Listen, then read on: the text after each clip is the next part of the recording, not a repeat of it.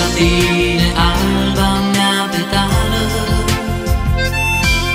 și mă gândesc ce mult eu te-am dorit. Să fii a primăverii floare, să fii o stea pe-a mea cărare, să fii un soare pentru norii grei.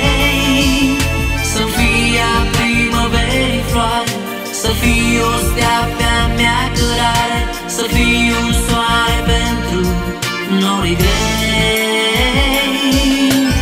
Ochii, ochii, ochii tăi înșoptesc fără să vrei, că la vieții tale crin tu m-ai dorit, că iubirea ta-i la infinit. Ochii, ochii, ochii tăi înșoptesc fără să vrei,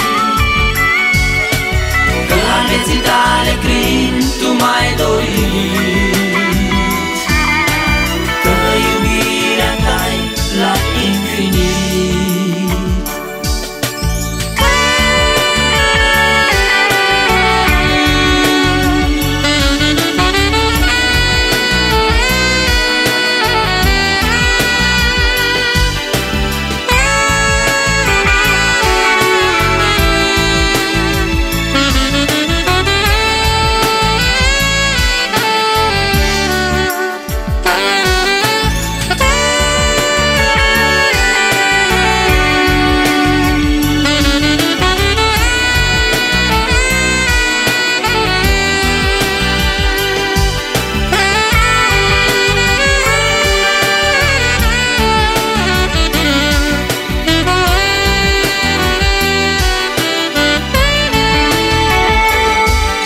Te voi iubi cu dragoste curată,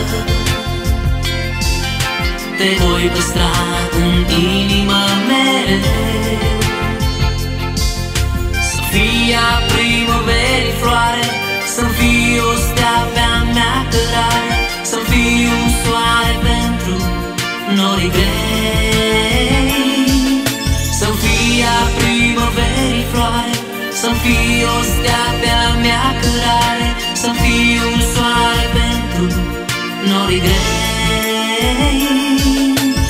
Ochii, ochii, ochii tăi înșoptesc fără să vrei, că la vieții tale crin tu m-ai dorit, că iubirea ta-i la infinit. Ochii, ochii, ochii tăi înșoptesc fără să vrei, că la vieții tale crin tu m-ai dorit, că iubirea ta-i la infinit.